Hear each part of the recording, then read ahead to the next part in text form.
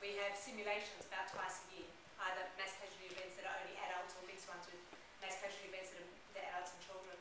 We had one recently, and we've all got tasks. We all know what we've got, what we have to do in that. And I'm in triage, which I think is the worst job. There's only 3 emergency medicine doctors in our hospital. So 2 of us, one of them's the head of the department, and 2 of us are in triage because that's where they think the emergency medicine doctor can be of most benefit. So my job is to decide who we're going to treat and who we're not. We divide the hospital up into 4. We've got the anush, which means the people we're just going to let die, that we think we don't have time. There's too many people. Any other time, the whole hospital would help treat them.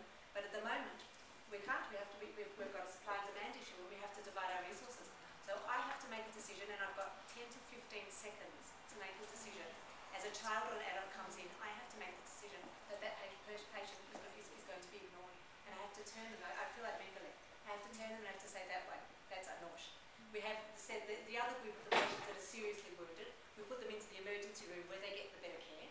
Then I have to decide again in 10-15 seconds, maybe this one, on the basic information I've got, isn't so seriously wounded. I'll put them on Benoni, which is moderate, or on Cullen. Now, they don't move from one place to the other. We can't afford to, if I've made a mistake in triage, if I thought somebody was okay and they had a bleed into their brain, we don't have time to move them from one place to the other. So that patient will end up in Cullen, and they've got to deal with it there. And it's the most terrifying job. And when I was given that, I said anything but that, do anything but triage. But that's where they felt that my abilities were best utilised. And it is a horrible thing to decide which patient you're going to treat and which one you're not.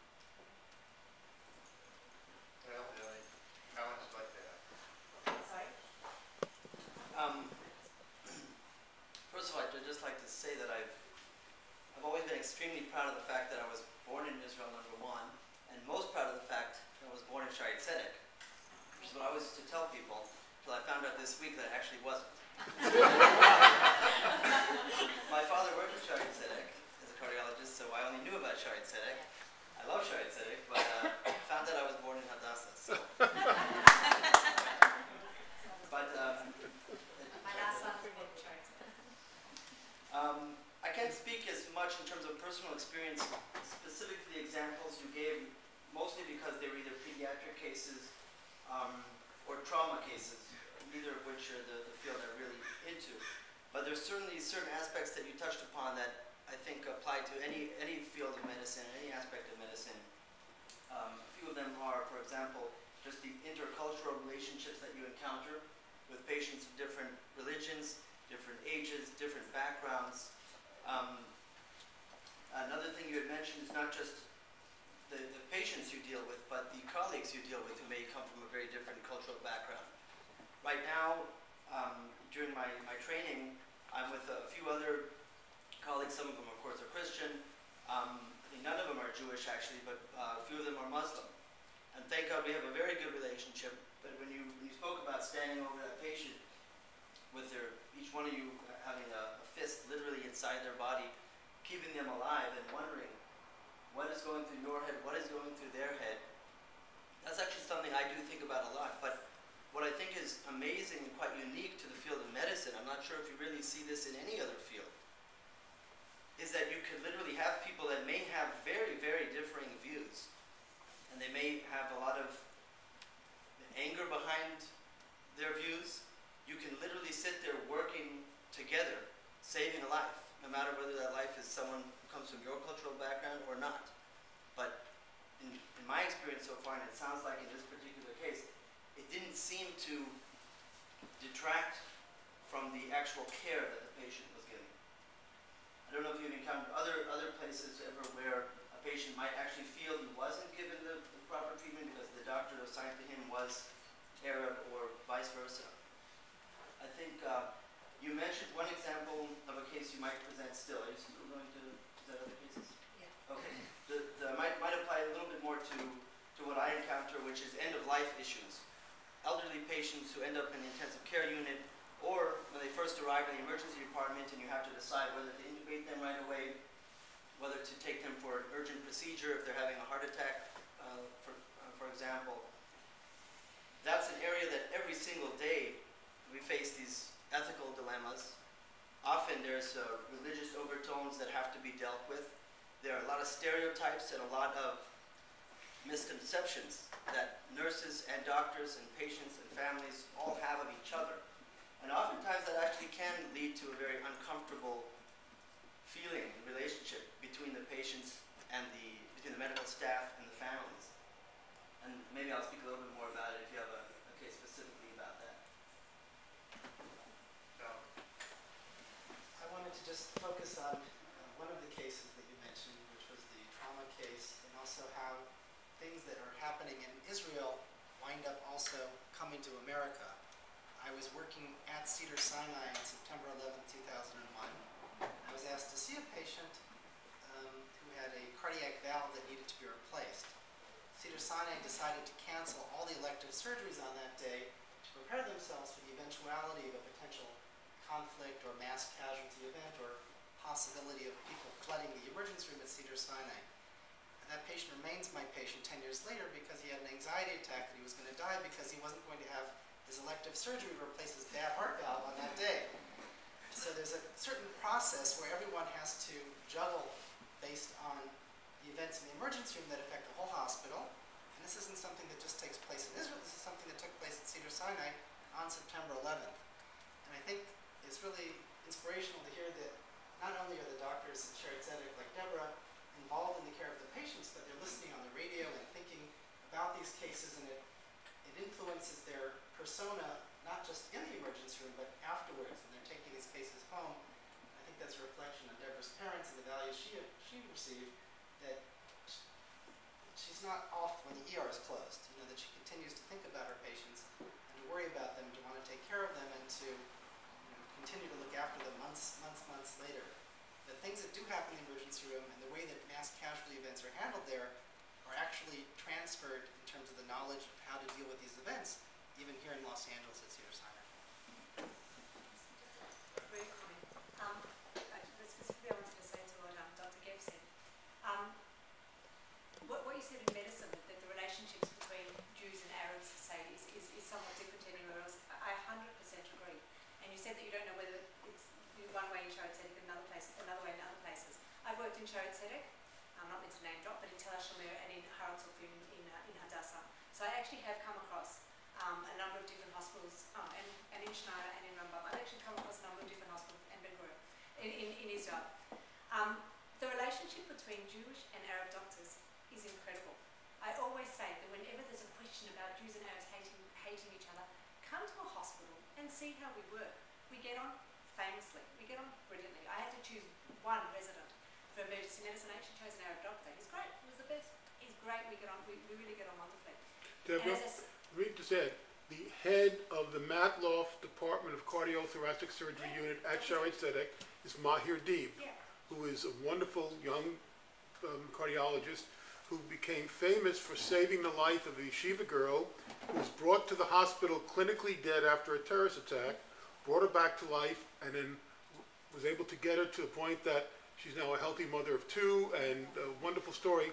And when he came to Chicago for reunion, the press played up the obvious situation, and his response was, no, I'm not an Arab doctor, I'm a doctor. Mahir Deeb is a very close friend of mine. He appears on my phone as Mahir Deeb. It took me 5 years to realize it's the same person. I just ring up and say, Dr. Mahir, it's Debra-West speaking. And then once I rang him and I said, oh, Dr. Deeb, I just spoke to Dr. Mahir. I'm the same person. So it's always been a joke between us of what I call him. He's at the moment the acting director of St. Joseph's Hospital, which is an Arab hospital in East Jerusalem. And he sent me another resident. And I've taken on one of his residents in the emergency department. He's actually paying for his training. He doesn't speak a word of Hebrew. It's a little bit difficult, but we want the to and fro, we want the interaction. And we don't discuss politics, so we actually don't know how each other feels, but the relationship is a wonderful one. And I always say, people want to see what's going on. They want to see that it can work. Come and look at Shaare Zedek. Come and see how we get on. And the doctors and nurses, the only time it twinges you is in a case like this. And it does twinge, but it twinges and you put it aside and you move on, but it does twinge. But otherwise relationships are excellent. And what Johnny was saying about whether you take things home, unfortunately, my family thinks emergency medicine is the wrong career for me. It's the only career. People say you leave your patients behind, you don't follow them up. It's completely not true. Everybody knows what time I wake up in the mornings. Between 3 and 5 every day, including today, 4:40. I cannot sleep during the night and I don't have anxiety because of my patients. They go through my mind. And in fact, I ring up, it's known, if the phone goes off at 5 o'clock or 4 o'clock or 3 o'clock in the morning, they say, oh, it's Debra. Okay, well, which patient, Debra? And I have to tell them which patient I want them to check, just in case I forgot something, in case I didn't check their potassium, in case, I didn't arrange for them to go up to the ward, so you can't leave your patients behind. I don't know if you can anywhere, but definitely in Israel you can't. That's one.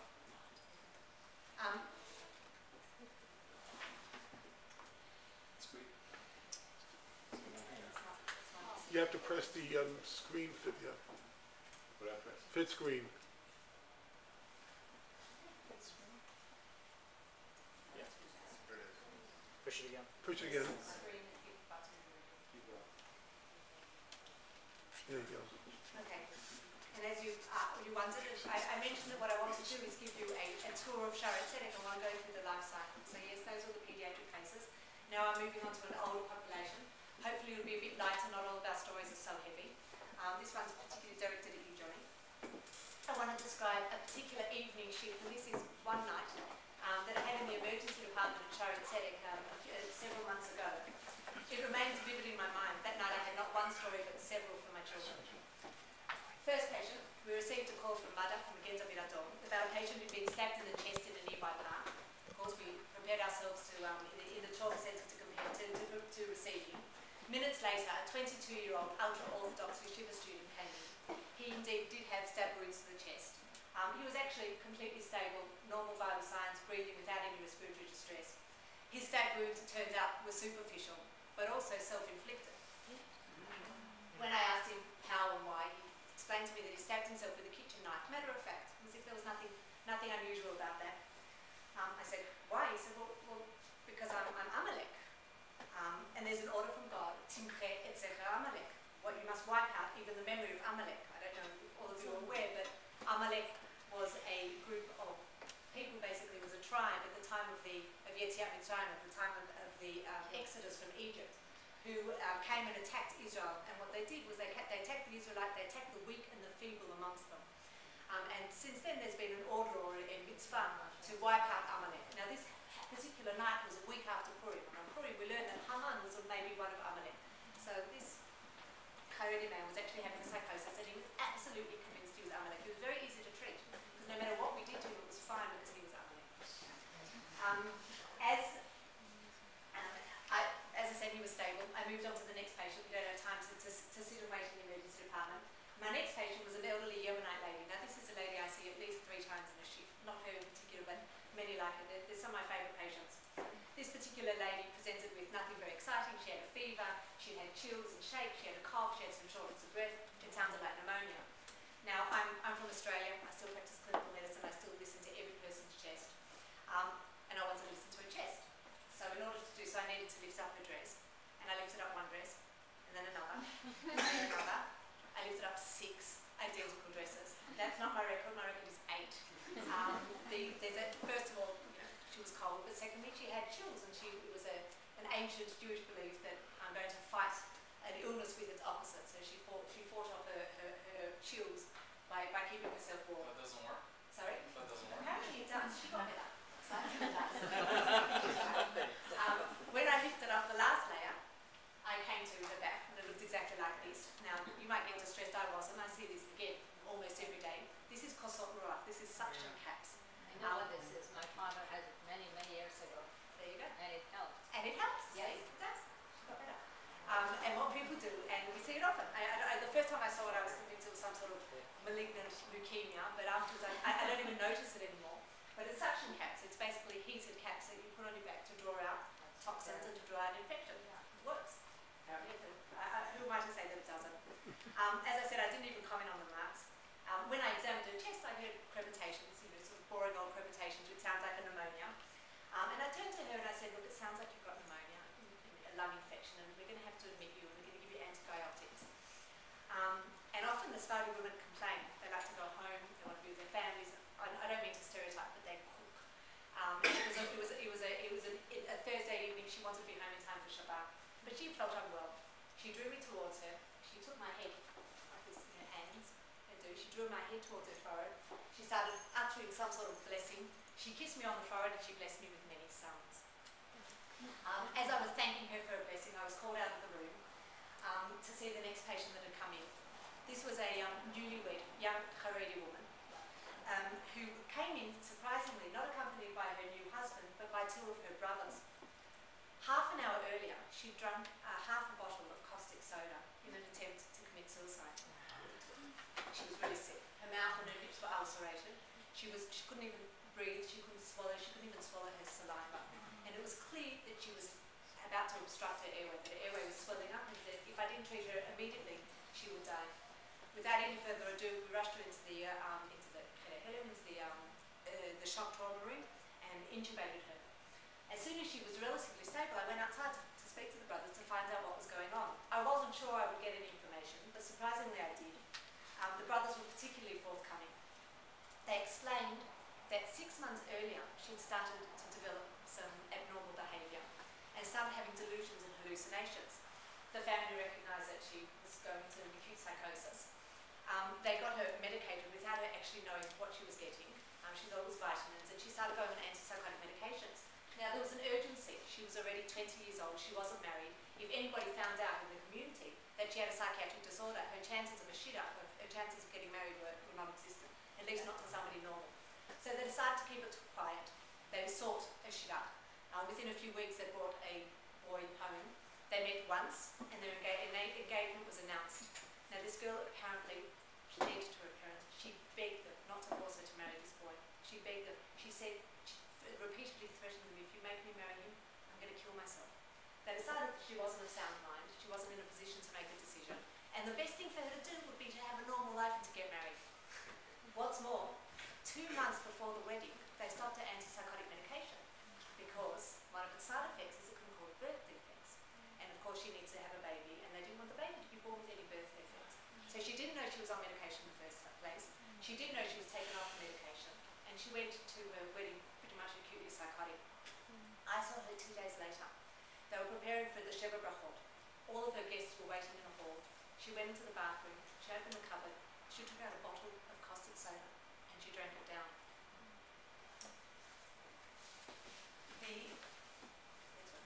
What's that? Yeah, that's, I'm going to tell you the outcome in the end. I'm keeping you in suspense. Meanwhile, sitting in the corridor was the King David looking like I mentioned in my introduction. He was a patient with Jerusalem syndrome, which I'm going to allow Johnny to expand on later. He'd also been brought in by Magen David Adon after getting into a fist fight with onlookers at the hotel. He'd been sitting at the hotel for several days, crying out to all passers-by, convinced that he was the biblical king. He was in fact a 56-year-old German paediatrician who had left his home in Germany to repent for some unknown sin. We never actually found out what for. He drove to Jerusalem. He drove across all the borders. My geography is non-existent, so I have no idea which borders they are. But at each border he changed cars until he finally arrived in Israel, and he drove straight to Jerusalem. Yes, we've got a problem with that's going to happen. But I've got it on the disc on key. Sorry, it should last for a few minutes. So he drove to Jerusalem. When he arrived in Jerusalem, he actually had a revelation. Not that he needed to repent for his sins, but that he was in fact King David. He wasn't appropriately dressed. He drove to Bethlehem. In Bethlehem, he switched his car for a donkey. He said, somebody said, I'll give you my car, you give me your donkey. He switched his clothes, his suit, for local Palestinian clothes. He got rid of everything, his passports, his credit cards, any form of identification. He dropped his wallet. He draped himself in a white sheet, and he went back to Jerusalem, where he sat to reign. Now, as I said, when he came in after he'd had a fight with the onlookers. We had a problem. We had no idea who he was. We had no way of finding out who he was. We tried to, it was King David. We had King David already, so we were a bit confused. What we tried to do is we tried to investigate. Now, there's a way of approaching these patients. We do things like we look at their labels on their clothing to see where they've been manufactured. For example, people in Israel wear cotton, people in America usually don't. So we know if somebody's got pure cotton, they might be from the area. So we look at their clothing for some hints, but he changed his clothing. We obviously look at their wallets and their documents, but he got rid of all his wallets and his documents. We had no idea who he was. However, he had a strong accent.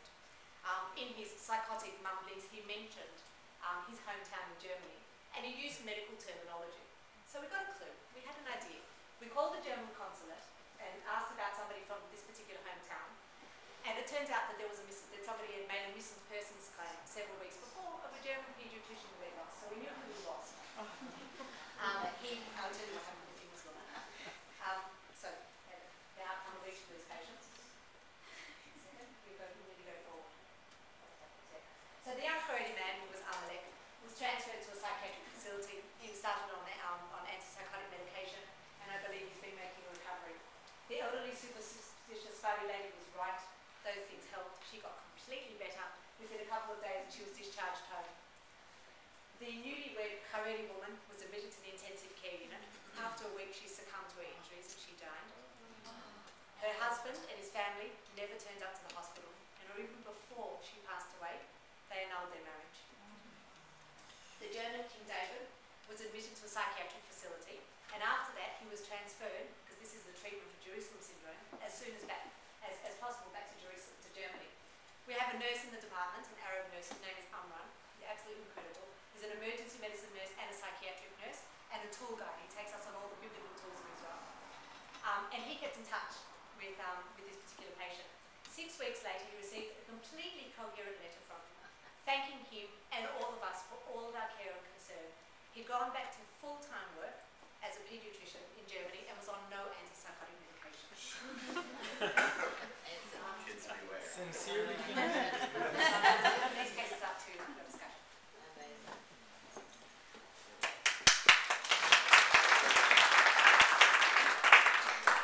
I have no doubt that the breadth and depth and the variety of cases that you see in emergency is probably a little different than we see here in LA. You go to downtown and see people. No, I spent 14 years in LA County Hospital, and I can assure you, we saw a lot of things. We don't see a lot of the things. King David never came to LA. I'm going to let Jonathan comment first, because a lot of the theme of the last presentations has a lot to do with his expertise. Thank you.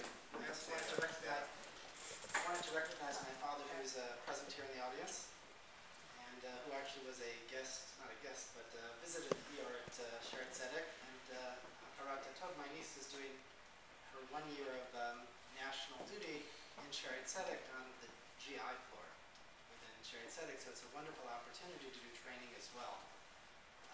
I wanted to recommend a book. I hadn't thought of this beforehand, but this is hopefully spontaneous thinking, by Rabbi Levi Meir, whose daughter Chana Gelb is here, about Shavuot, where in the introduction he talks about someone who approached him as a rabbi this is about the Hasidic woman who unfortunately passed away.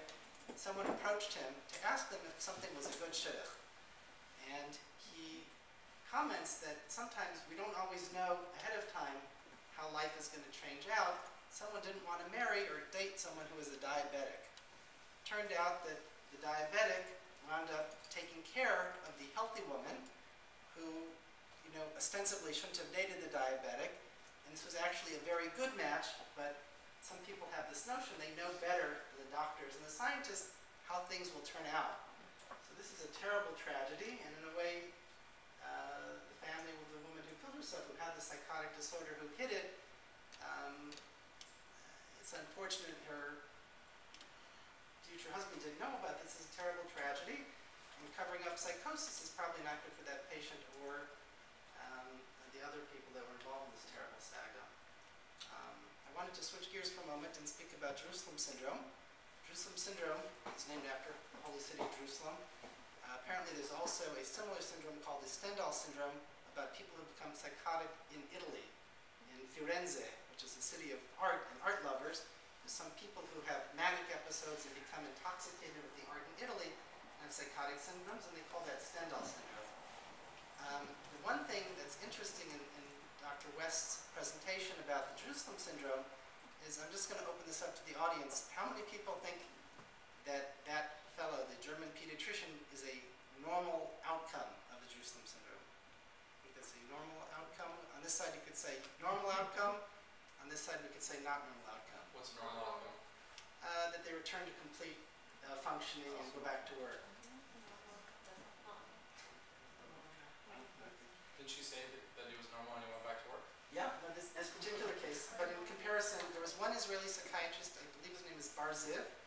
British Medical Journal in 2000, who decided to catalog 1,200 cases of Jerusalem syndrome. And only, I believe, 43 out of those 1,200 were people that had no mental illness, came on a tour to Israel, and during that 1 week in Israel, or 2 weeks in Israel, had a manic or psychotic episode.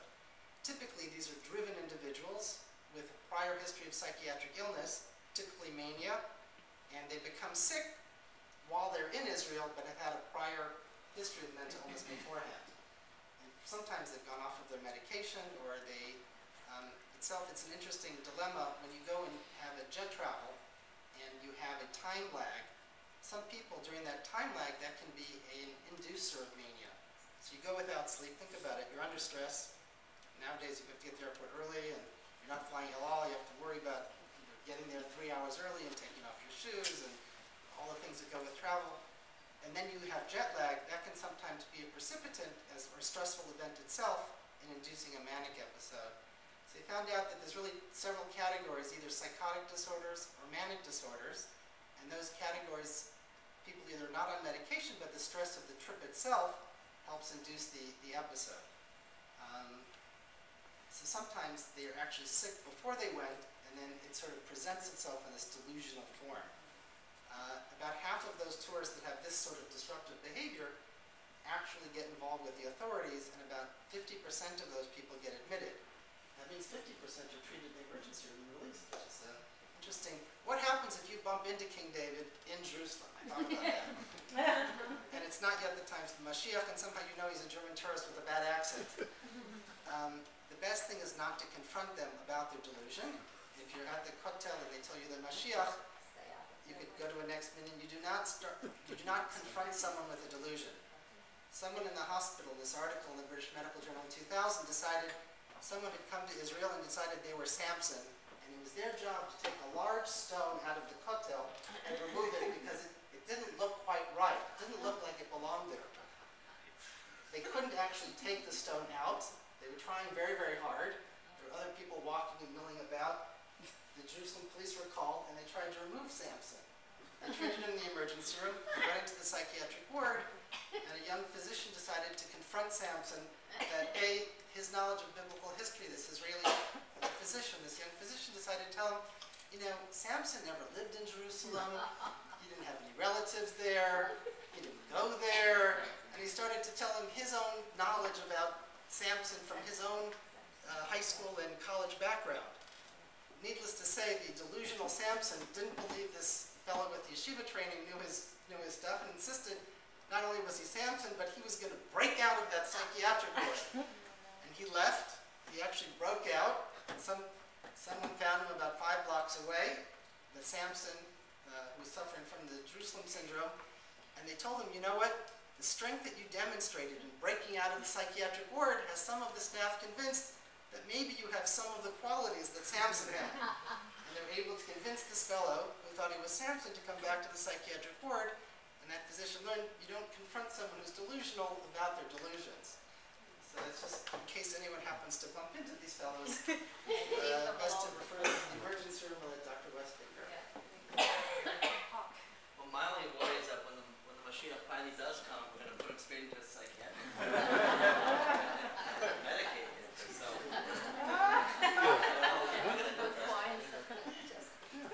I was just going to say that regarding the bride story is always a very interesting one. Parents have intentions that are different than their daughters. I mean, I seem to see that around Los Angeles too. But all kidding aside, the medical ethics involved to deny a person the knowledge of what they have, it's a quandary that we see in many, many cultures. How many times does an elderly patient come to a hospital and they need a procedure done, and no one in the family wants to tell them the diagnosis? And they're being wheeled, to the preoperative area, and the older person's like, what am I here for? And they're like, oh, you're just going to have a test. And I think as time goes on, it's difficult to keep this attitude of failing people. I mean, the consequences were obviously horrific and tragic here, but the reality is, at least one of the principles of modern medicine is beneficence, and basically, you really, providing a person isn't completely delusional and psychotic and has Jerusalem syndrome or something like that, hiding things like this is in general a bad idea. And it's something that's very, very prevalent among Jews, but it's prevalent in many, many organic and older societies. And I think as a medical community, you have to be a fierce patient advocate independent of what the family wants. Any last comments there? No. Oh, we have one more? Go ahead, one more? Sure, we'll find the time. Let's go. Let's go for it. Right now. Wait, it's already 8:45 and we haven't even opened it up for the audience. We will. But I- She has one more short one. It's okay. We'll open it from there. Okay. I would say that. Go ahead. Go for it. Okay. As I said, this is just the life cycle. This one's okay in minutes. We're going to get to the stage of death and dying. Many patients in Israel in particular, they're very difficult and turbulent lives. And as you can see, all have got fascinating stories to tell. There's two types of patients that I come across almost daily, whose prior traumas never ever seem to fade away. They sit in their forefront of the consciousness, they sit here, and they never move back to make way for life. One patient is the bereaved parent, the Horeh Shakul, and especially the bereaved parent who's lost a child in a terrorist attack, like Dr. Picard, or in a war. The other one is a Holocaust survivor, and I'm sure you have a lot of experience with here, who despite the fact that 65 years have passed since they suffered their traumatic experience, has never been able to shake off the burden of their past. In both of these patients, their past is their present. It's no wonder that specific titles have been given to these two groups. We know them as the Horeh Shakul, the bereaved parent, or as Medcial, as Holocaust survivors. And in fact, as medicos, when we describe patients who come in with these titles, we actually use it in the introductory sentence. I will say, Moshe is a Horeh Shakul who lost his son in the Second Lebanon War. He came in with chest pain and seemed to be having an acute myocardial infarction. I'll say it in my first sentence. Or I will say, Mr. Weiss is a Medcial who survived Auschwitz, who presents with an acute cerebrovascular event, an acute stroke. You learn to recognize these patients even before they speak, by their familiar symbols. I don't know if any of you have seen it. Most of the Horim Shkulim walk around with this gold pendant hanging from their chests, around their necks. It's got their child's face etched in gold, and they couple it with the dog tag with the child's personal identity number, sitting close to their heart. All of you have seen the Nitzulei Shoah who've got etched into their left forearm the cold blue number of whichever concentration camp they were interned. As soon as I see a symbol, or as soon as I hear the words, and if somebody else hasn't said it, the patient will say it in their first sentence. It doesn't matter what I've got, you should know, I'm a bereaved parent. As soon as I see that, I feel compelled to stop, and I listen, and it doesn't matter how critical or how time-dependent their problem is, I stop, I listen to their story before I go on.